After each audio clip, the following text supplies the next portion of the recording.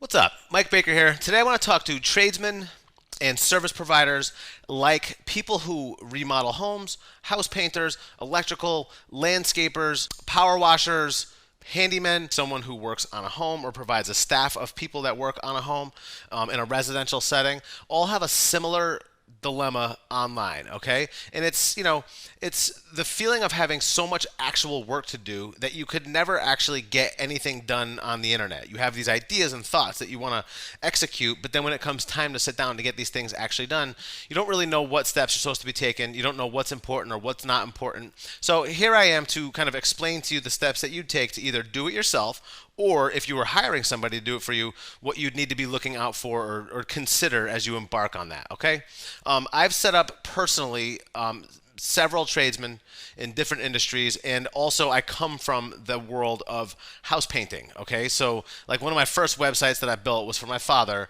and it was a house painting website, and way back then in like 97 or something, 98, same exact thing needed to happen. There was a lot less of these other services that existed, but you still needed to do certain things that are all relevant today. Okay, so number one, you have to get yourself a domain name. A domain name is simply just a www.youraddress.com or dot whatever is available. Okay, I always recommend getting the .com if available, but one consideration that you're going to want to remember always is make sure that your domain name is sticky. Okay, and that doesn't mean like it's been dipped in honey.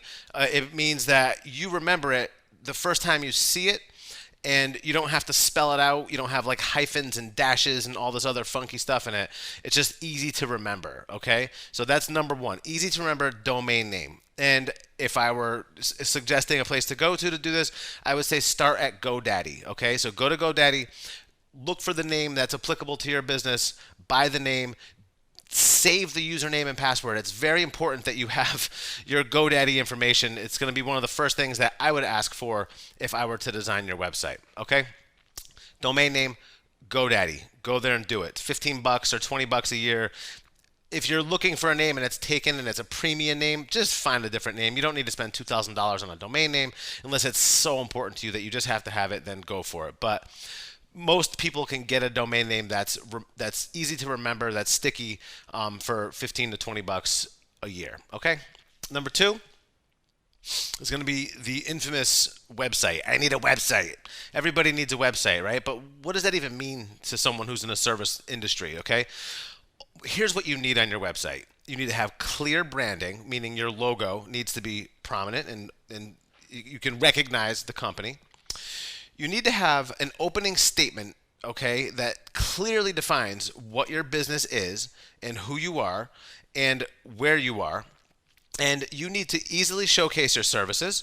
You need to have visible proof of the services that you've provided for other people in the local area.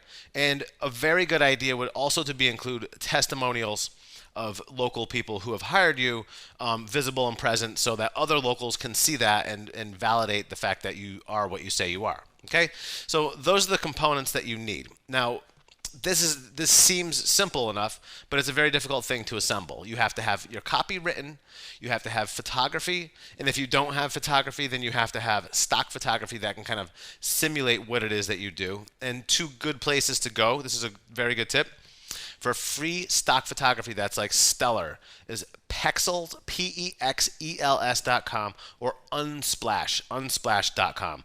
And that's applicable to any industry for any reason. You can find really good stock photos for absolutely free to use as you want with no credit needed or anything. You could just go there and use those pictures. So that's an awesome tip.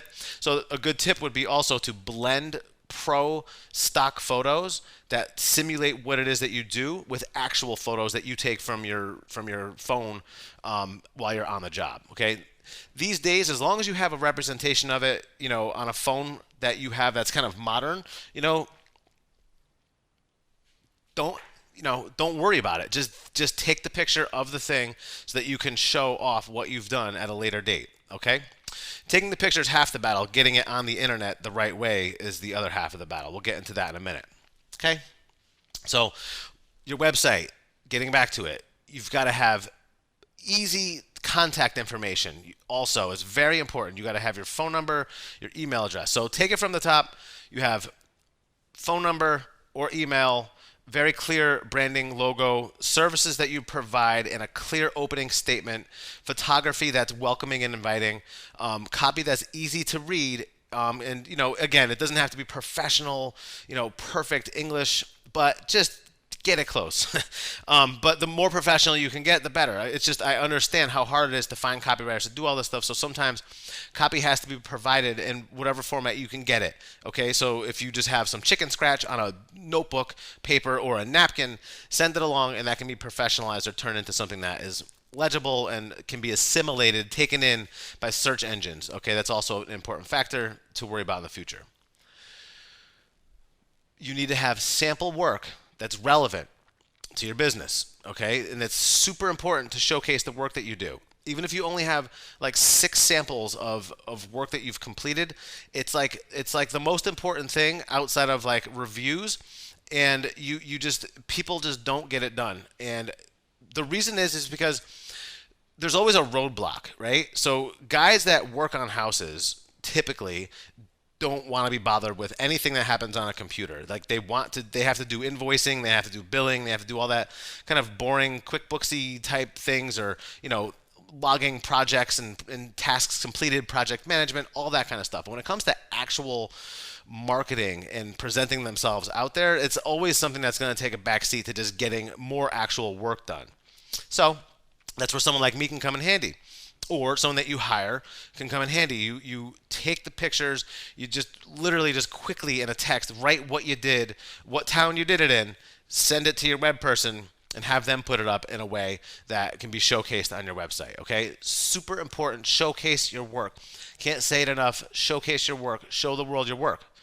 Show the world your work. How am I going to find your work and know that you do the work if it doesn't exist on your website? Word of mouth is great, but if you want people to go to your website based on word of mouth, or based on the fact that they saw your domain name, website address on your truck or on a yard sign or wherever, when people get there, you want them to feel like you're the professional that they heard about or that they saw. Okay, that's simple.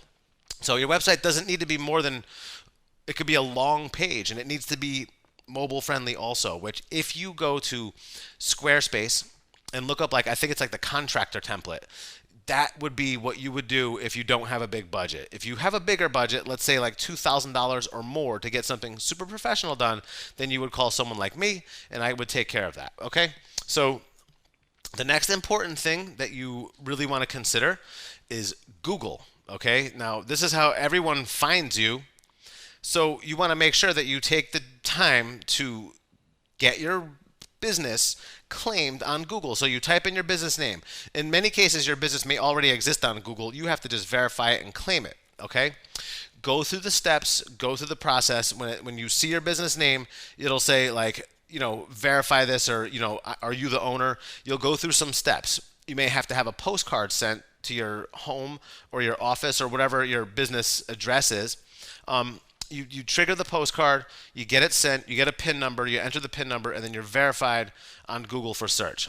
After you're verified, you will want to add photos there also. Photos of your work that would be similar to the photos that you have on your website. You see what I'm saying? Like, what you're going to start developing is consistency across all these different platforms. So however someone stumbles into your world, they're going to have a similar experience and see the same kind of work. Okay? You don't want to just neglect one and have everything be in one place. You want to kind of spread yourself identically, if possible, to these various places. That would also include, very important, Facebook. Okay? Reviews. Now, that's another one. Like, I'm not hiring somebody blind. Okay, someone that's coming into my house has got to come with some kind of recommendation or visible proof of a recommendation, either personally in my life, or if I could see multiple instances online of a similar feeling that person gave when they did the work. Okay, he was great, he showed up, he was on time, he was clean, professional. All that good stuff. You're going to want to have visible proof of your reviews, and also on Google, you're going to want to encourage your customers to go review you there, because it's very important for your rank, for you to come up ahead of anyone else. Like, if you are a power washer and you type in power washing in your town, you're going to see there's a lot of people that want to be in that top spot for that search, right? What do you do to rise above that? You make sure that your Google presence has pictures, all your relevant information, that the information on your website is mirrored on your Google, on your free Google listing. It's free, man. So you're going to want to do that, and you're going to want to, hello, I had to do a check. Okay, and you're going to want to make sure that your hours, your area of coverage, or where you service, all that stuff, super important. The reviews are going to help you rise above. The more reviews you have that are positive, the better you're going to look to Google, and the more relevant you'll be to those local searches. Okay, reviews are super important. Reviews are part of SEO now. Okay, search engine optimization. Lead services. Okay, lead services like Home Advisor. Very powerful, okay? But, what you're at the mercy of when you take on these lead services is, yeah, they're going to get you leads, but they're also going to take on a portion of your revenue, okay? So, you want to do as much as you can to get leads outside of those lead generating kind of home services. They could be an essential, tool, but often what will happen is they'll see your thing on like Home Advisor and they'll see your profile on Home Advisor, and then they'll just still continue to search for you, and they might just end up at your website or on your Google page and give the call. So you might be able to circumvent using Home Advisor by just making sure that all of your information elsewhere is completely up to date and relevant, because they might see it there and they're like, oh, well, let me just go check out their website and see what's cooking there. And ultimately the inquiry may not come from Home Advisor, so you can skip out on the commissions that they charge, right? Social and advertising, okay? They kind of go hand in hand. So first I'm going to talk about Facebook, because I believe for a contractor or anyone who provides home services, I think that Facebook is super important. And the reason why is because it is word of mouth, and you have the ability to tell directly to people that in real life the things that you're doing, or the things that you've done, or the things that you've completed. I can't tell you how many of my friends, my contractor friends, all the time post finished work of the things that they've done and planted the seed in so many people's heads for free, the awesome work that they do. And now, in the new Facebook, can anyone recommend a handyman? Can anyone recommend a painter? Oh yeah, well, I know, blah, blah, blah. Everything is word of mouth. So, the more times you put your actual completed work up of things that you've done for happy local people, the more you can get naturally recommended when it comes time for people that are looking for recommendations. Like Facebook highlights people looking for recommendations. They celebrate that activity on Facebook because it gets everybody going. Everyone's got very passionate about, their recommendations. So Facebook is a hugely important thing if you're in the service industry. It's not the only thing. So if you're only exclusively like, oh, I'm just going to do Facebook and I'm going to just ignore all these other things, that's a bad strategy. You're going to want to put effort into Facebook as much as you'll want to make sure that your Google presence is established properly, as much as you're going to want to make sure that your website is professional and sound and can be viewed on a desktop and a mobile. Okay? Facebook is the most important thing that anyone in a service business can be part of. You're not going to, Instagram is all right, but it's not like people are celebrating, bikini models doing yoga poses in front of mountains. They're not really they're hiring carpenters, they'll celebrate the work, they'll see it, but it's the most powerful venue for it. And also Instagram is Facebook. So it's not going to hurt to have it on Instagram, but I don't see it as a primary marketing tool. I see that more as a secondary marketing tool. Twitter is absolutely useless for anyone doing anything local in a small business like that. It's just ridiculous. So just cancel that notion altogether that you're going to use Twitter. YouTube is a big investment of time and effort, but very impactful if you have it in you. And I'll get into YouTube and video in a few minutes, okay?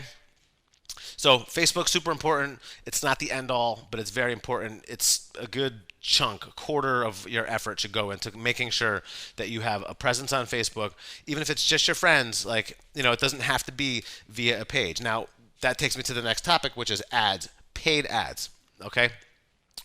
Paid ads in the form of sponsored posts on Facebook.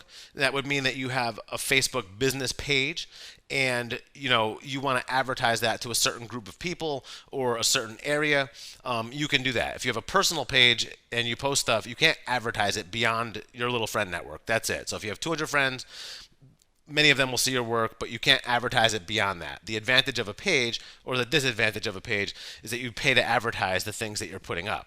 Okay, but you can obviously hit a lot more people. So if you have completed work and you remodel homes and you put up like 3 or 4 pictures and your website address and you advertise that for $20 a day for 30 days straight into a, in a 7 mile radius from where you would like to work, that's going to be very, very powerful for you. Okay, you're going to get a lot of activity from that, assuming that the work is good and you have a good local, recommendation thing kind of going already. Okay,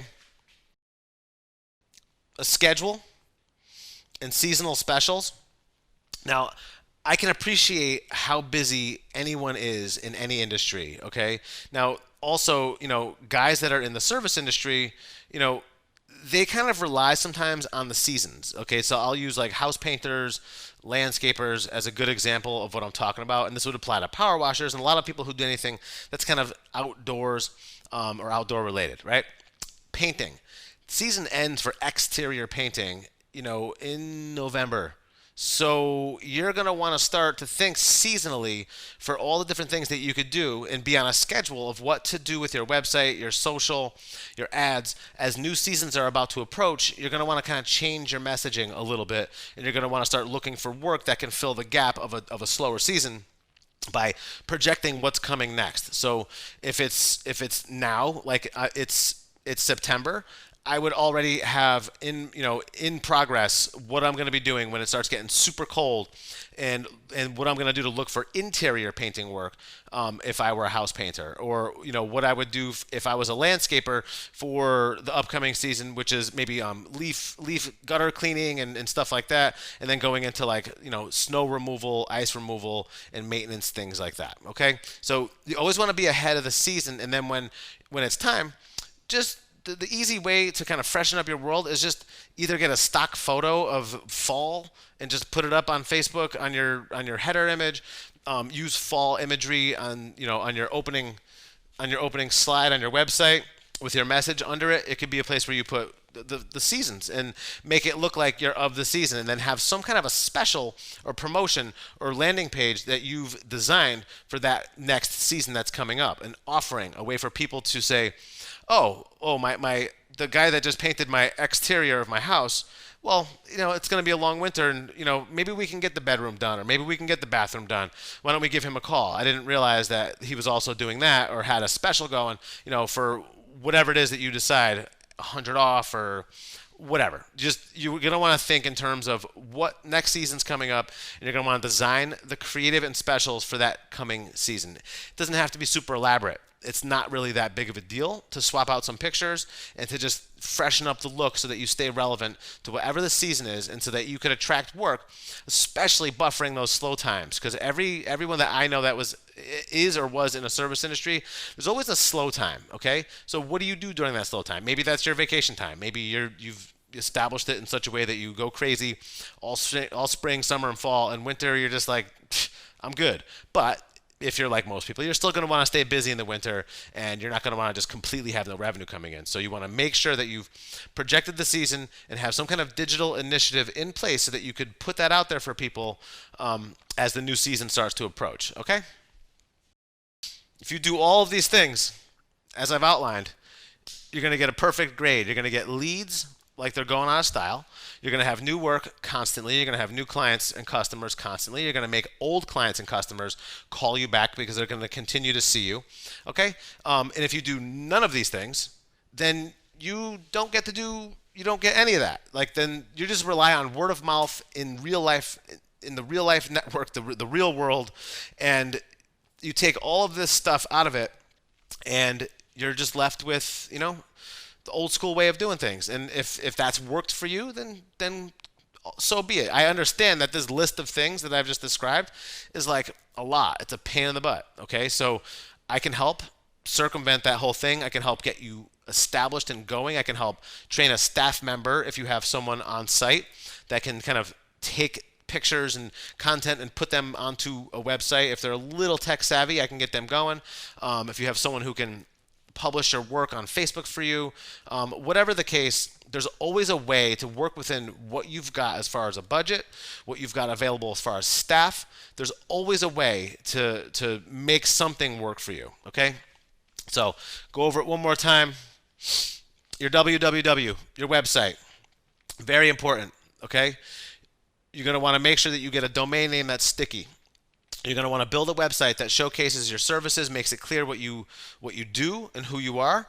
You're going to want to make sure that your Google presence is solid, that you've claimed your page and verified it. It's free, okay? So you can add pictures, you can have people review you on there, and it makes you come up higher in search. It's a very important thing. Okay, reviews anywhere that you can get them are important in any way that you can get them, whether you just get them as testimonials from clients to use on your website, or if you have people doing it on different platforms like Facebook or Google. Anytime you get a review that's positive, it's a very beneficial thing to have in your possession. Okay, you may want to take on some lead services like Home Advisor. That's a good one. And, again, noting that when you take on lead services like that, that they generally take a commission per lead. So just note that you're going to want to do everything in your power to get your leads outside of a lead generating service like that. However, having that in your arsenal isn't going to hurt. Okay.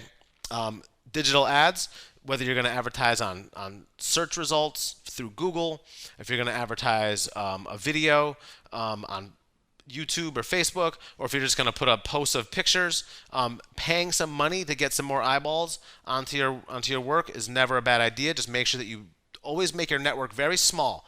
You don't want to go too broad. If you are a remodeler and you only want to work in Fairfield County, then absolutely don't advertise to anyone outside of where you want to have people come and do the work. Okay. Social, Facebook is the most important. It's real people communicating with other real people. Eliminate Twitter altogether. It's ridiculous.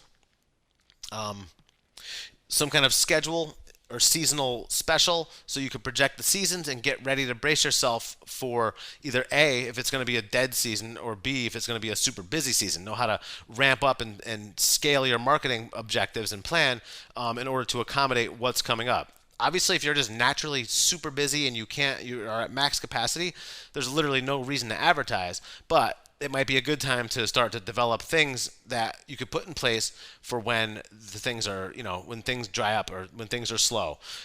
You can never have too much work or too many leads. So I think no matter what time of year it is, it's always a good idea to just keep yourself a little fresh. Even if you're super busy, you're going to want to keep yourself a little bit fresh in people's minds. You do all that, you get a perfect grade. If you need help, Mike Baker, web guy, good luck out there.